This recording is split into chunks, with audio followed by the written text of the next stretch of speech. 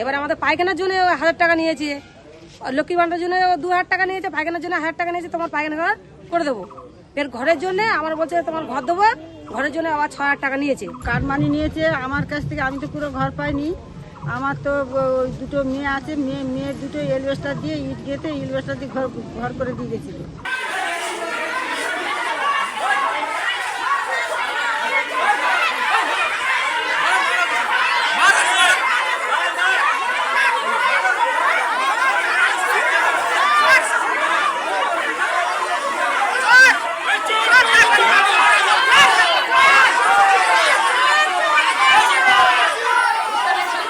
আমার ক্ষেত্রে হয়েছে যে ঘর পেয়েছি, ঘরের জন্য কার্ড মানি দিতে হয়েছে।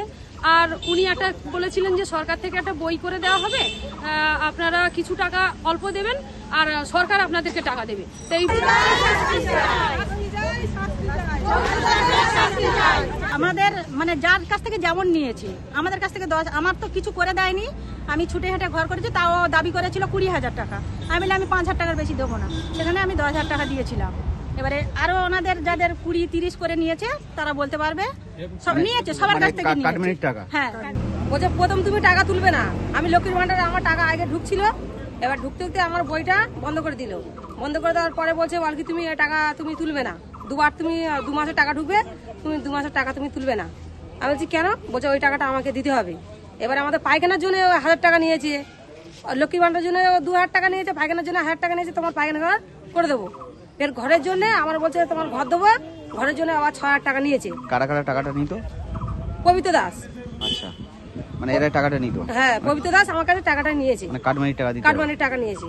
আচ্ছা, তা আজকে তো পুলিশের সামনে যখন পুলিশ তুলে নিয়ে আসে তখন আপনারা তো বিক্ষোভ দেখাচ্ছিলেন শাস্তির দাবিতে নাকি কথা বলার জন্য? কি কারণে? আমরা কথা বলার জন্য ওয়েট করছিলাম। পুলিশ গেল, পুলিশ গিয়ে তুলে নিয়ে চলে আসলাম। আমরা 9টায় থেকে আমরা ওয়েট করছিলাম। আমরা 9টায় থেকে ওয়েট করছিলাম। আমরা এর আগে যখন ওনার বাড়িতে কাটমানির টাকা ফেরতের দাবি করেছিলাম, কাটমানির টাকা ফেরত আমরা বলেছিলাম আমাদেরকে ফেরত দাও। উনি তো আমাদের সাথে তো দেখাই করছে না, উনি তো পালিয়ে বেড়াচ্ছি।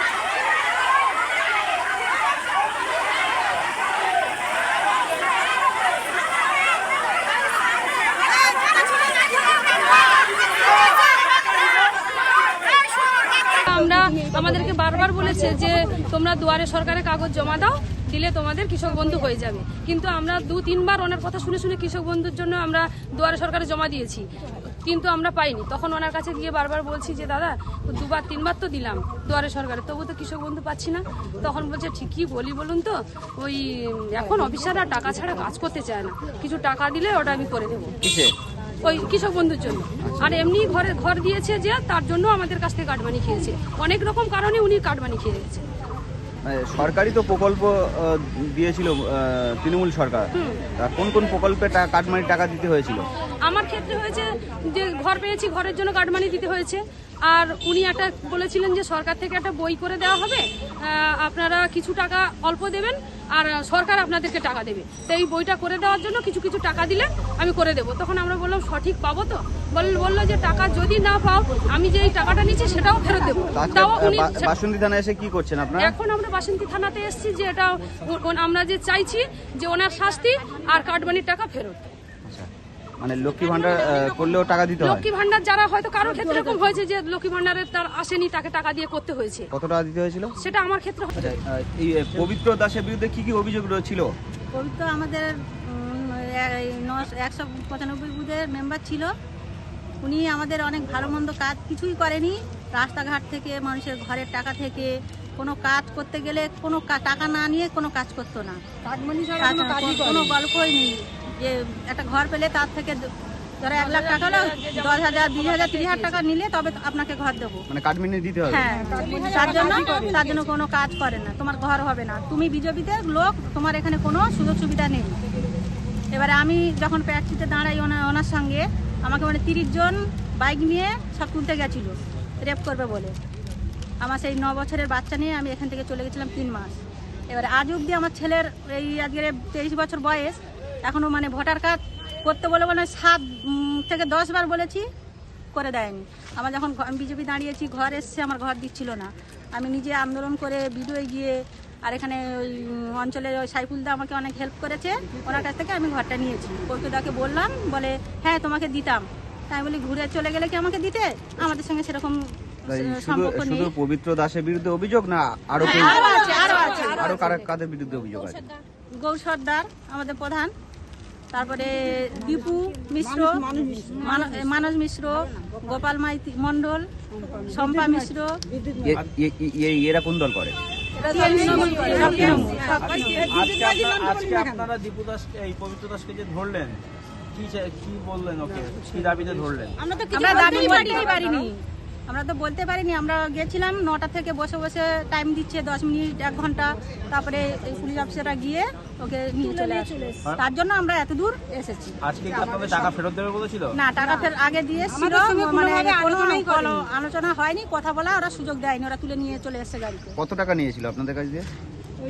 আমাদের মানে যার কাছ থেকে যেমন নিয়েছে, আমাদের কাছ থেকে 10, আমার তো কিছু করে দেয়নি। আমি ছুটে হেঁটে ঘর করেছি, তাও দাবি করেছিল 20,000 টাকা। আমি বলে আমি 5,000 টাকার বেশি দেবো না, সেখানে আমি 10,000 টাকা দিয়েছিলাম। এবারে আরো ওনাদের যাদের 20-30 করে নিয়েছে তারা বলতে পারবে, সব নিয়েছে, সবার কাছ থেকে কাটমিনির টাকা। হ্যাঁ। কি হয়েছিল কি আজ পুলিশের হাত থেকে? তো পবিত্র দাসে আজকে পুলিশের হাতে আমরা ওনাকে অনেক দিন ধরেই সময় চাইছি যে আপনি দেখা করুন, কিন্তু পবিত্র দাস আমাদের সঙ্গে দেখা করছেন না। তার জন্য আজকে 9টা থেকে আমরা ওনাকে টাইম দিয়েছি। উনি স্কুল থেকে বেরোচ্ছে না, স্কুলে তালা দিয়ে উনি বসেছিল।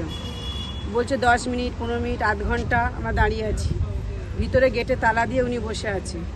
তারপর অফিসাররা গেলেন, ওনারা বললেন যে তোমাদের কারো যেতে হবে না, এখানে দাঁড়াও, আমরা নিয়ে আসছি। ওনাকে নিয়ে গাড়িতে নিয়ে চলে আসবে। এটাই আমাদের রাগ, যে আমরা এতদিন ধরে বলছি যে একবার দেখা করুক, কথা বলুক আমাদের সঙ্গে, যে কেন দেখা করছে না। সেই দেখাটা করেনি বলে আমরা এই পর্যন্ত এসেছি। আমাদের দাবিটা এটাই, আমরা কাটমানি ফেরত চাই। ভালোভাবে কথা বলবো বলেই কিন্তু আমরা সকাল থেকে বসেছিলাম 9টা থেকে 12টা পর্যন্ত। পুলিশ তো আটক করে আনলো, তখন আপনারা তো বিক্ষোভ দেখাচ্ছিলেন, গাড়ি থেকে বার করে নেওয়ার চেষ্টা করছিলেন। হ্যাঁ, আমরা ওনার সাথে কথাই তো বলালো না, আমরা তো একটু কথা বলতে চাইছিলাম। 9টা থেকেই আমরা বসেছিলাম যে ওনার সঙ্গে একটু কথা বলবো, ওনারা তো নিয়ে চলে আসলো। সময়ও দিয়েছেন যে 8 ঘন্টা দাঁড়ান, আমি বেরিয়ে কথা বলবো। তারপর এনারা পুলিশ অফিসাররা গেলেন যে আমরা নিয়ে আসছি। আমরা জানি আমাদের সামনে নিয়েছে, আমাদের কথা বলাবে, সেটুকুও বলালেন না। সেই 9টা থেকে আমরা 12টা অবধি বসে আছি। কি নাম আপনার? অপর্ণা সরকার।